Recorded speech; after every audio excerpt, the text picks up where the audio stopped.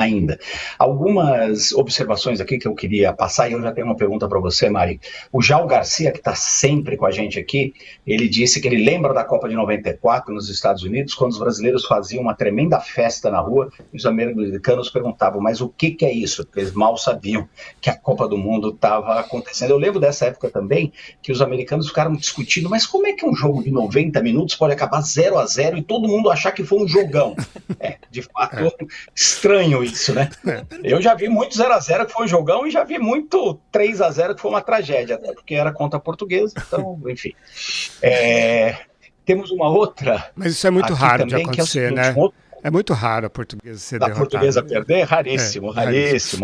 Nós estamos sempre ali, lá em cima e tudo, O Rodrigo mandou um comentário aqui também falando que essa Copa podia acontecer fácil, somente no México. Aí seria a terceira Copa só no México, e ele lembra que é um país extremamente bonito, povo receptivo, povo acolhedor. Isso é verdade. Os americanos também, né? Os Estados Unidos também é um país muito bonito, o povo em geral é acolhedor. Sim. O problema são as políticas, né? Mas, Mari, você que foi tão bem acolhida aí pelos americanos, que conhece profundamente as belezas do país, tinha uma pergunta que veio aqui, achei muito interessante essa pergunta do Cunha, falando o seguinte, ele lembra das eleições no final do ano. E aí acho que não tem uma relação direta com a Copa, mas ele faz uma pergunta que foi criativa. As eleições no final do ano, essas eleições de meio de mandatos, tendem a ser um gol de placa do Trump, ou seja, os republicanos vão ganhar, apesar de todas as dificuldades dele, ou vai ser um gol de pênalti dos democratas? Olha só, gente, muito boa a analogia. Boa pergunta, né? Gostei, vou começar a adotar. Olha, gol de placa dos republicanos nesse momento está difícil. Está difícil por quê?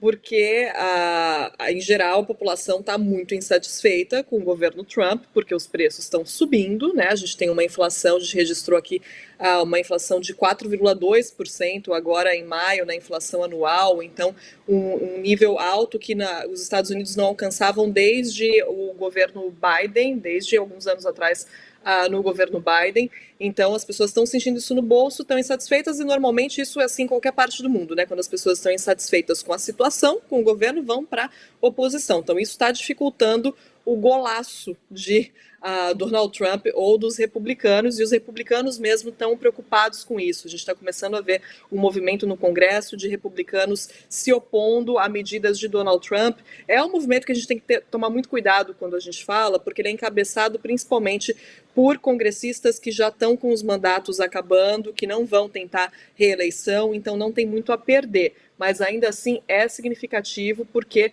demonstra que há uma preocupação entre os republicanos com a possibilidade de eles perderem assentos no Congresso no final do ano, por causa principalmente da guerra com o Irã, que está fazendo os preços subirem. Então, nesse sentido, um gol de placa é difícil. Pênalti nesse momento. Pênalti dos democratas?